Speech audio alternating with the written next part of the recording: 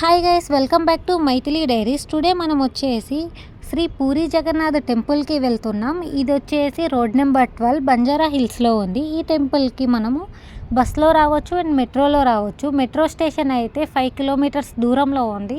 So బస్లో అయితే కోటి టెర్మినల్ బస్ ఎక్కి 127 నెంబర్ బస్ది ఎమ్మెల్యే కాలనీ దగ్గర దిగితే ఒక 250 మీటర్స్ నడిస్తే టెంపుల్ మనం రీచ్ అయిపోతాము. అండ్ ఈ టెంపుల్కి నియరెస్ట్ ల్యాండ్ మార్క్ అంటే కేబీఆర్ పార్క్ చాలా దగ్గరగా ఉంటుంది.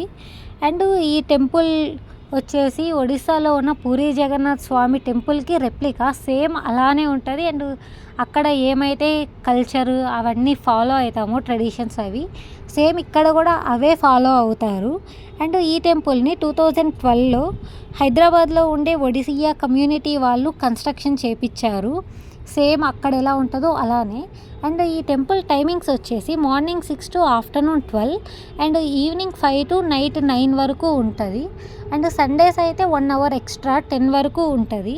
అండ్ ఈ టెంపుల్లో జగన్నాథ స్వామి అంటే లార్డ్ మహావిష్ణు అని మీనింగ్. అండ్ ఈ టెంపుల్ లోపల చిన్న చిన్న టెంపుల్స్ కూడా 5 ఉంటాయి. అవి వచ్చేసి లక్ష్మీదేవి, శివుడు, వినాయకుడు, హనుమంతుడు అండ్ నవగ్రహాలు.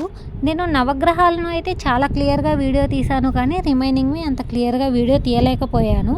అండ్ ఈ టెంపుల్లో సుమారు అంటే 600 టన్స్ శాండ్ బ్రిక్ ఉంటుంది కదా, ఆ బ్రిక్తో కన్స్ట్రక్షన్ చేశారు. సో అందుకే టెంపుల్ అంతా రెడ్ కలర్లో అట్లా ఉంటుంది.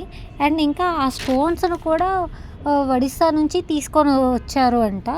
అండ్ ఆర్కిటెక్ట్స్ కూడా అక్కడ నుంచి వచ్చి కన్స్ట్రక్షన్ చేయించారు. సో మీరు టెంపుల్ చూస్తే ఆర్కిటెక్చర్ కూడా చాలా బాగుంటుంది. అంటే టెంపుల్ మొత్తము శిల్పాలు చిన్న చిన్న బొమ్మలైనా కానీ చాలా చక్కగా చెక్కారు అనిపించింది. అంటే చాలా బాగుంది మొత్తము నీట్గా అంతా బాగుంది. అండ్ ఇంకా ఈ టెంపుల్లో ఇంకొక స్పెషాలిటీ ఉంది. టెంపుల్కి పైన ఒక ఫ్లాగ్ ఉంటుంది. ఆ ఫ్లాగ్ వచ్చేసి విండ్ ఏ డైరెక్షన్లో అయితే వెళ్తుందో దానికి ఆపోజిట్ డైరెక్షన్లో ఎగురుతుంది అంట.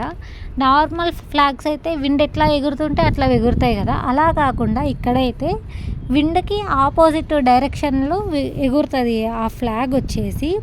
అండ్ ఇక్కడ వచ్చేసి ఈ టెంపుల్లో ఎవ్రీ ఇయర్ జూలైలో రథసప్తమి జరుగుతుంది. అక్కడికైతే థౌజండ్స్ ఆఫ్ భక్తులు వస్తూ ఉంటారంట ఎవ్రీ ఇయర్. అండ్ టెంపుల్ లోపల ఎట్లయితే దేవుడు ఉంటాడో అట్లనే బయట కూడా ఒక చిన్న బాక్స్లో పెట్టి ఉంచారు.